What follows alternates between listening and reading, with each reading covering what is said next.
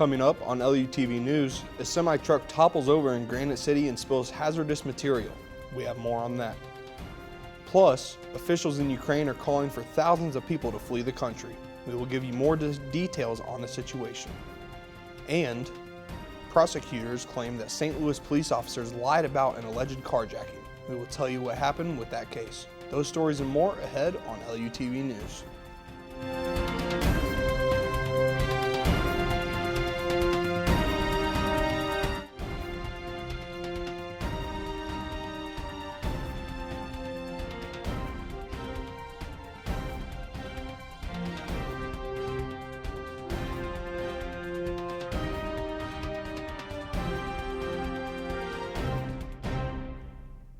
Welcome to this edition of LUTV News. I'm Mason Goffey.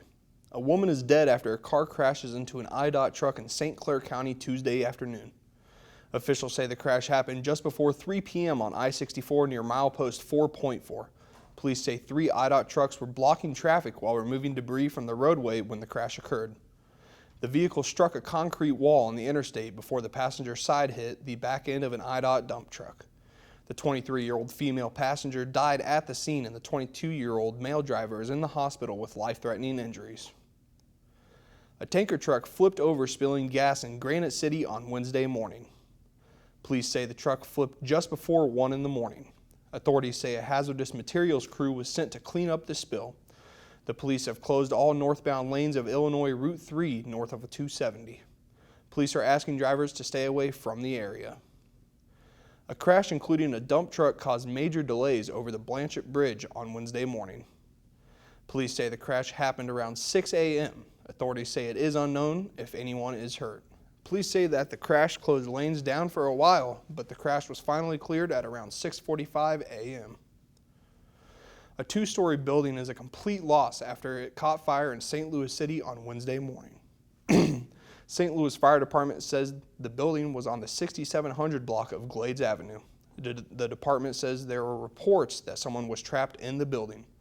According to the authorities, there was heavy fire on both floors of the house. The fire department says that all people have made it out of the building. Luckily, no one was hurt. Prosecutors are dropping the charges in an alleged carjacking attempt of 2 St. Louis police officers in a marked department vehicle. They say a newly released video is contradicting officers' carjacking claims. St. Louis officers claimed a man with a gun tried to carjack them last month. City prosecutors have video evidence of the incident, but they say the video contradicts the officers' claims. Despite this, the police union released a statement in support of the officers. This case marks the latest disagreement in a long-running battle between the 2 public safety groups. The Missouri election polls are now closed. Authorities say one of the biggest decisions on the ballot was the voters' choice to raise what they call a use tax. This raises out-of-state online vendors' rates to the same rate customers pay at local businesses. Authorities say Missouri was the last state in the country to pass legislation allowing local municipalities to collect taxes on online purchases. They say that there was a low voting turnout in St. Louis County. It was estimated only 20% voted on Tuesday. On LUTV News, 3 men are in custody as the Sacramento mass shooting investigation continues. Find out more when we return.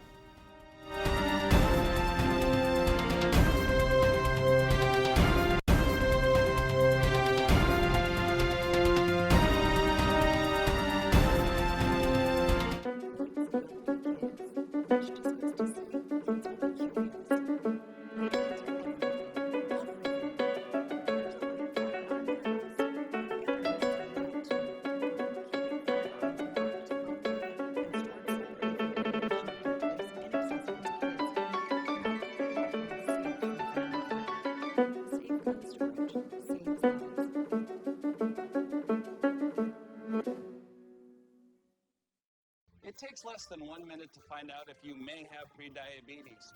You can do it here.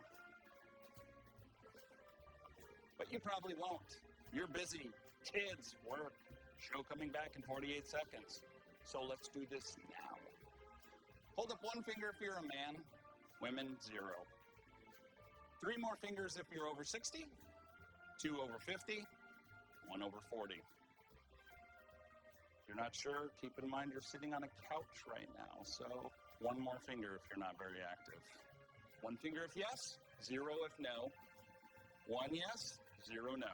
Next, find the body type that looks most like you and hold up that many fingers while I look around awkwardly. And that's it. If you're holding up 5 fingers or more, you probably have prediabetes. Sorry to be so blunt, but hey, you're busy. Just go to the site. Right now, a future president can be running as a local candidate on your ballot. This person wants to represent you, your family, and your community. Do you know who they are and what they stand for? Go worldwide and not introduce you. After and bias.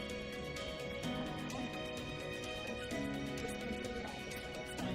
Let's start. Your vote is your power. The power to decide who represents you. Get online, get the facts, and make your voice heard on Election Day. Powered by the League of Women Voters Education Fund. The United States and allies are imposing more sanctions on Russia following outrage over possible war crimes. The Biden administration is set to announce the sanctions to target Russian financial institutions as well as Kremlin officials and their family members. The sanctions are being made with European Union allies in the group of 7 nations. They are combining to also put sanctions out that will ban a new investment in Russia and state-owned enterprises. The new sanctions come after mounting global accusations of Russian war crimes against Ukraine. The accusations include hundreds of civilians being tortured and killed in Bucha by Russian troops. Ukrainian officials are urging civilians to evacuate some towns after saying major fighting is underway in Ukraine's east. Officials say the southeastern city of Mariupol has been under heavy airstrikes for several weeks. Ukrainian officials say around 100,000 people still need to evacuate. The military governor of the Luhansk region has issued a statement calling for the evacuation of several towns in the area. They say that 5 evacuation corridors will open Wednesday to give civilians out of their region. The Biden administration is putting new sanctions on both Russian President Vladimir Putin's daughters and Russian banks. The U.S. announced these new sanctions on Wednesday on Russian financial institutions, individuals, and Putin's 2 adult daughters. The goal of the sanctions is to increase economic pressure on Russia and Putin himself after the horrific attack on the city of Bucha, Ukraine. According to the senior administration official, the U.S. is targeting Putin's 2 daughters because they believe that the Russian president may be hiding some of his assets with them. The FDA and a panel of health experts is meeting on Wednesday to discuss the future of COVID-19 boosters in the U.S. The all-day meeting will discuss questions and concerns regarding vaccinations and the virus. The committee aims to develop framework for a long-term booster strategy. Wednesday's meeting comes after the FDA authorized a second booster for anyone ages 50 and older at least 4 months from their first booster. 3 men are behind bars as the investigation into the Sacramento mass shooting continues. The arrests take place after 6 people were killed and 12 were hurt in a shooting in downtown Sacramento on Sunday night. According to CNN, only 1 of the 3 arrested men have been officially charged and made a court appearance so far. According to the Sacramento Police Department, the investigation is highly complex and involves many witnesses, numerous videos, and significant physical evidence.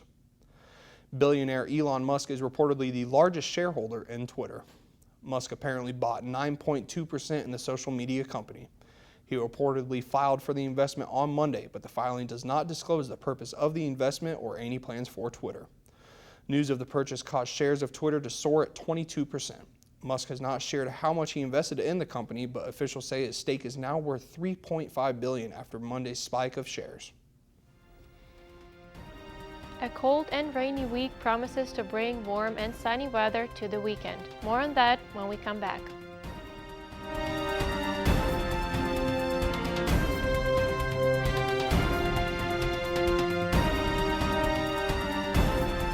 My biggest fear in the middle of my addiction was that I would never be able to get over it and that my kids wouldn't have a father. I started thinking, you know what? This isn't my story. For the longest time, fear held me back from ultimately being who I wanted to. I had to become a better man to be a better father. It's important to me that my kids are empowered and truly believe that if they can think it, they can do it.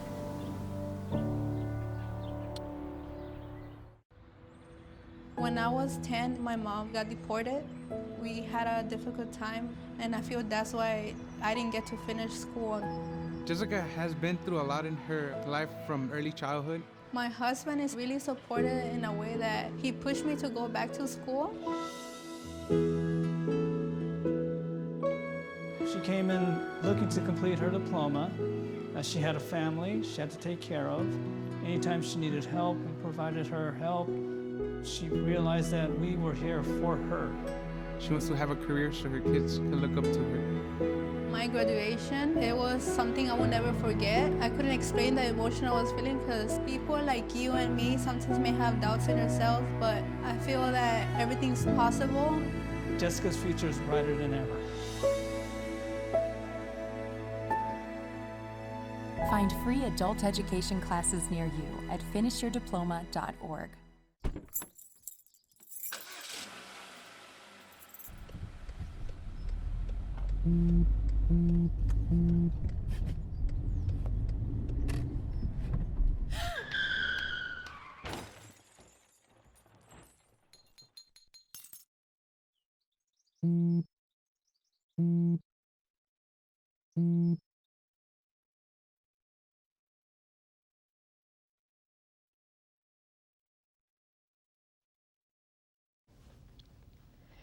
Looking at current conditions, the Midwest and Upper Midwest will be seeing rain, snow, and cold temperatures for the next couple of days. Weekend temperatures will be below average on Friday. In the South and East, expect cold temperatures till the end of the week. West, on the other hand, will be enjoying hot, sunny weather with a high of 97 in Phoenix. Taking a look at the local map, on Wednesday we will be seeing sunny weather in the area, both St. Louis and St. Charles at 62 degrees. In Maryland Heights, it is sunny and just a bit cooler at 59. Moving to the west, O'Fallon and St. Peter's are both sunny and almost the same, with St. Peter's being just a tad warmer at 60. Now let's take a look at the 5-day forecast. Wednesday will most likely be the last warm and sunny day until the late weekend. On Thursday, we will be seeing a cloudy and windy sky with the wind up to 21 miles per hour. At night, the temperature will drop from 53 to 36. Friday is promising to be the coldest day of the week, possibly bringing rain and snow. The high for Friday, 45, and the low will be down to 33. The good news is that the weekend looks much better. On Saturday, it is partly cloudy with a high of 55. Sunday, we will be seeing the highest temperatures of the week, 69 for the high and 57 for the low. That's it for LUTV weather. I'm Sophia Melnichuk. Back to you, Mason. At least 2 people are dead after strong storms swept through the south from Mississippi to South Carolina. Georgia Emergency Services says that tornado debris trapped some in their homes. Georgia saw 2 tornadoes on Tuesday that ended with 1 person dead. The other known death is in East Texas. Officials say a middle-aged man in an RV was killed Tuesday morning after a tree fell on the vehicle. The Storm Prediction Center says there were 36 tornado reports as of 10:40 p.m. on Tuesday. Emo's Pizza is hosting its first Customer Appreciation Day on Wednesday. They are showing their appreciation by giving customers a medium 1-topping pizza with an order of toasted ravioli for $9.99. The deal is available for carry-out orders only. Customers using the deal can place their order on Emo's website with the promo code EMOSOLVE. Cardinals opening day is right around the corner. Find out more on that when we come back.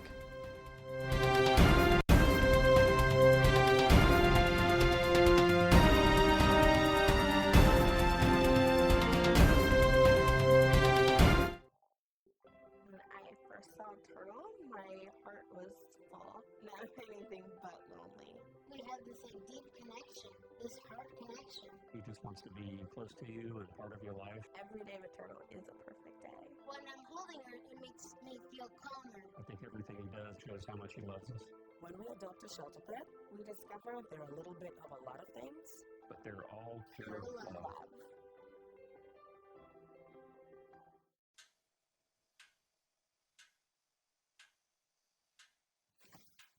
Do I look familiar? I should. You might remember me.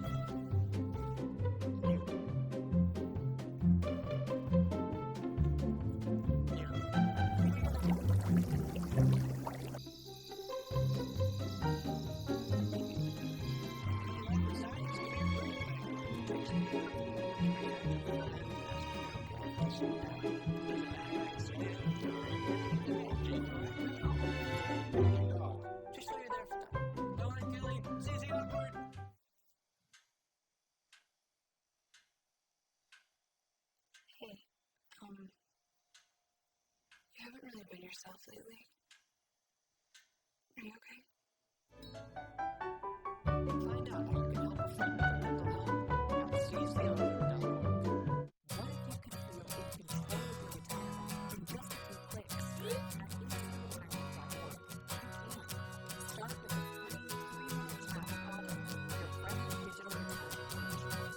Just answer some simple questions like, how do you feel about your ability to save for retirement? Or in how many years do you want to retire? To get free action items customized just for you. Get your retirement guide on track at InStateRetirement.org.